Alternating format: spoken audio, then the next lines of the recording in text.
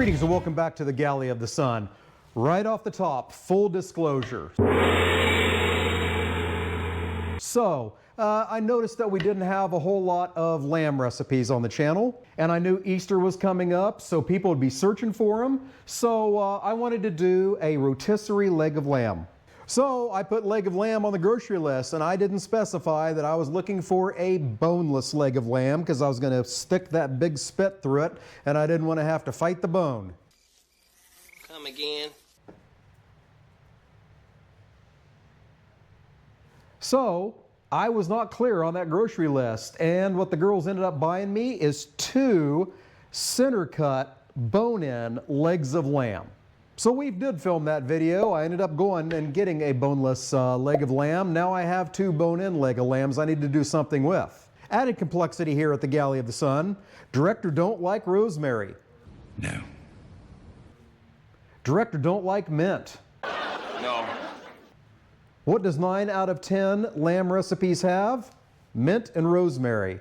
So we did a Greek leg of lamb, sans mint and rosemary in that previous episode. This time we're doing a smoked chipotle garlic leg of lamb. So it's the day before. There's a few things I need to do.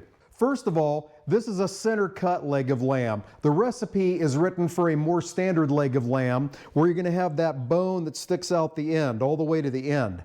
If you do have that, then right above the end of the bone, go ahead the night before when you're doing this step and cut all the way down to the bone through the meat all the way around. What's that going to do for you? When that meat is done cooking, then you'll be able to just peel that off and you'll have a nice white presentable bone. If you don't do that, if you do pull that meat off right then that bone is going to get blackened by sitting in the smoker all that time, and it's not pretty for presentation. Since this one is center cut, then the bone all the way around here is wrapped a lot in meat. You're not going to see much bone sticking out, so it's not a problem today. The other thing you need to do is cross hatch your fat cap to make it nice, pretty. This doesn't have a real huge fat cap, but I'm going to go ahead and cross hatch this thing, so when it's done, it's going to be gorgeous. So with a sharp boning knife, go ahead and just cut that crisscross pattern. You're not going too deep.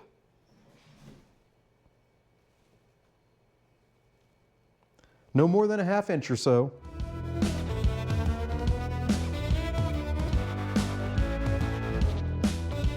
This is also going to help our brine penetrate, and it's going to give the rub more surface area too. There, you got a nice pretty pattern like that. This is also going to help us out in a step we're doing tomorrow. All right, got our cross hatching done. We're going to add chipotle flavor 3 different ways and garlic flavor 2 different ways. Time for the first chipotle.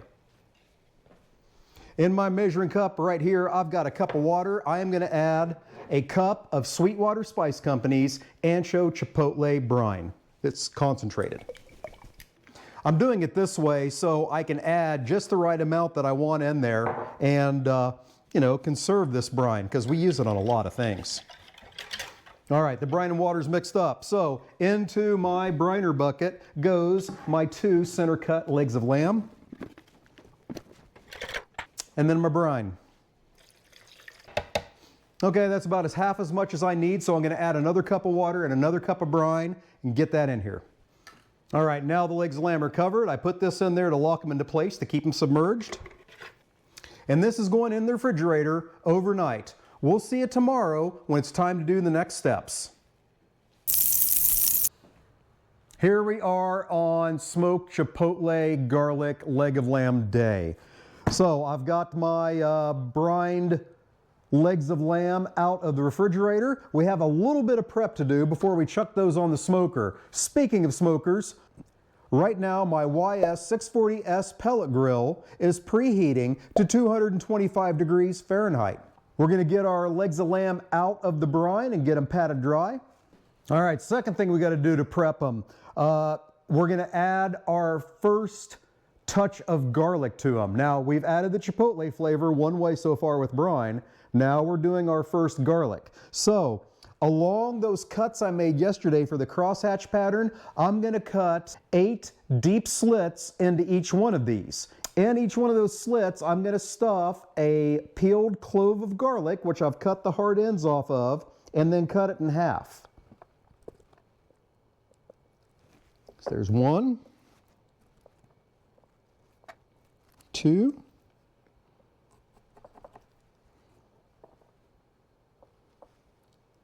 3, and 8. All right. Then I'm going to do the same thing to the next one off camera. Next thing we need to do is get this covered with a binder. We're going to use mustard. Some people find that lamb is a bit gamey. If you want to take that away, this is the trick, using mustard as a binder. That mustard flavor really isn't going to go through, but it's going to take some of the gaminess out of the lamb. Click, click, click. You don't need a ton, 2 or 3 tablespoons maybe, and you don't have to use anything fancy like I love using Coleman's, but for this job, the old regular Heinz mustard is going to work just fine. All right, get that all over this entire leg of lamb. All right, now we're ready for our next flavor applying step. Okay, as a review, method 1 for getting the chipotle flavor was the brine. Method 1 for getting the garlic flavor was the garlic cloves we stuffed in there. Now, for method 2 for both of those, some of Spiceology's chipotle garlic seasoning. Amazing stuff. There's a link for it down below in the description section. It's a good sized hunk of meat, so you can apply this pretty liberally. All right, I'm going to do the same thing to the other leg of lamb, and then we'll see you outside. Well, then we'll do the next step. Hey, editor, zap all that shit. That was dumb. Was that supposed to happen? All right, both roasts have their rub applied. So both roasts have 2 ways of chipotle flavor and 2 ways of garlic flavor. We'll do the last chipotle addition outside once we get them in the smoker, but at the same time I'm filming this, I'm also filming a review for our Amazon storefront page. If you want to visit that, there's a link down below in the description. But we are testing out the new Temp Spike Plus probes. We've tried all sorts of different probes. That Yoder YS640 is so dang thick that pretty much nothing can transmit through it. I'm hoping this finally is the key. So making sure our probe's in there all the way and not touching the bone, because we want an accurate temperature. We're now ready to take these out and put them on the smoker, so we'll see you out there. Alrighty, we're out here at the smoker. It's preheated. We got our lamb. Let's get it on and see how those thermometers are doing. All right, the lamb is in, and I have my Temp Spike base right here, and it's giving me the same temperatures that we're getting inside. It says it's transmitting fine, so we're going to put that over on our pellet box, and it's got a nice little magnet on it too. It's going to keep it secure there. It is a bit of a blustery day here in the Valley of the Sun. Now we'll pull up our app, and I can see the ambient temperatures rising. So far so good. Working fine, reading through that. The other trick will be, am I going to get this reception inside also? I'll let you know in the next segment. Now the other thing is, we're going to add the last layer of chipotle flavor here in about a half hour. We'll see you back then when it's time to do it. All right, we're a half hour in. The temperature probes are working great. Very happy with those. Time to add our last layer of chipotle flavor. We're going to use some Spritz King chipotle flavor. We're going to do that every 30 minutes until it is done. So we'll see you when we're back inside and getting some judgment on this. All right, it took about 3 hours to complete. Now it's time for judgment from Charlotte. All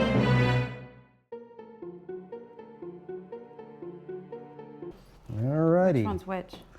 It's all Chipotle garlic lamb. Oh.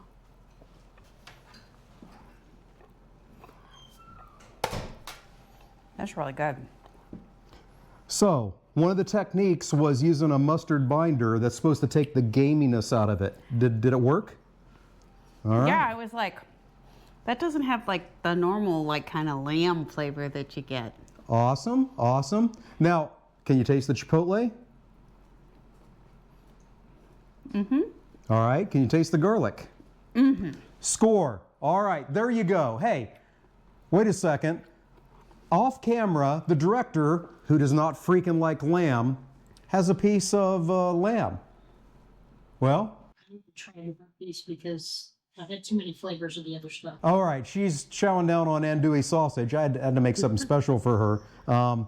But hey, this is a fantastic recipe. Give it a try. Thank you so much for joining us. Until we see you next time, fair winds and following seas.